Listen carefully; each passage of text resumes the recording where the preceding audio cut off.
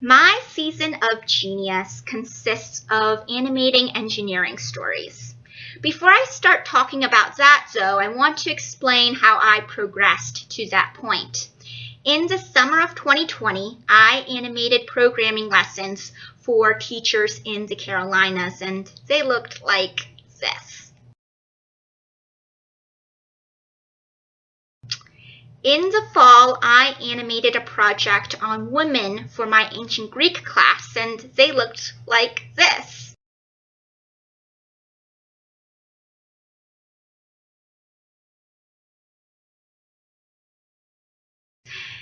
In the winter, I really wanted to animate for myself, and this is when my season of Genius really begins.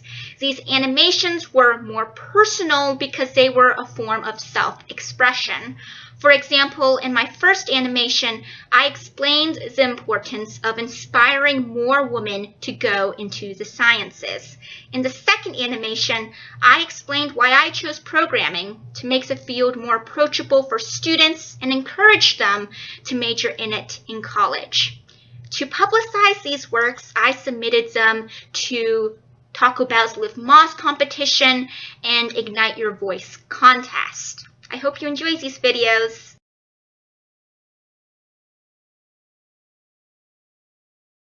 In movies, nerds are socially awkward people whose technological savviness cuts them off from society. I was never offended by that term because I was an official nerd. As a member of the Nerds of the North robotics team, I reveled in the fact that my team name mocked an image that made fun of our self-imposed social isolation. But the team also unknowingly isolated its underrepresented groups. Before a senior girl left for college, she told me, "I am so glad you joined the team because after 3 years of being the only girl here, you made the last one less lonely." To make other women and non-binary people feel less like the isolated nerd typecast, we need to create a community that nurtures them. This can be done by inspiring other women and non-binary people to go into STEM. I've started this by working at the State Department as a programming mentor to help girls around the world feel more at home in computer science. As nerds and geeks, it should be our moral duty to not perpetuate isolation, but create an inclusive community for women and non-binary people alike.